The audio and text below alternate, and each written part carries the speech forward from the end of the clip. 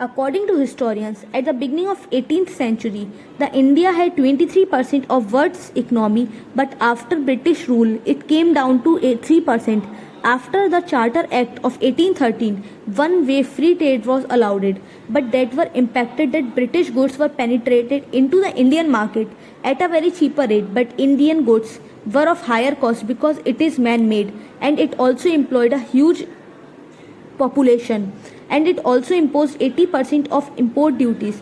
British purchased raw material at a very cheaper rate, but with the help of this, they made finished goods and earned a massive profit. Indian textile could no longer be cheap, and with the newly introduced rail system, this helped to reach the product at a very remotest area and every nook and corner of Indian market. This gave a loss of traditional livelihood which was not accompanied by a process of industrialization. This created a problem of deindustrialization. Those artisans which are employed in the court of prince and princess, they were ruined because of the influence of newly western taste and values. With that situation, artisans abandoned their profession, moved to village and took to agriculture. This created a situation of overburden, and this created a situation of ruralization as well. With this, agriculture was overburdened and created a poverty during the British rule, and selfish Britishers only wanted to maximize of rent and in securing the share of revenue and enforce permanent settlement system in large part.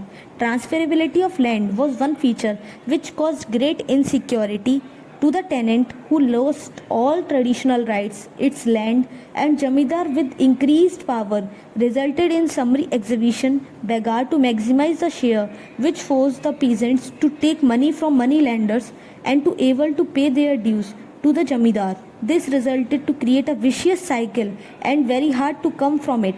Peasants were ultimate sufferer under triple burden of government, Jamidar and moneylender, and till now we can see the impact of this in the form of poverty and inequality, and this part is continued in next video. Stay tuned.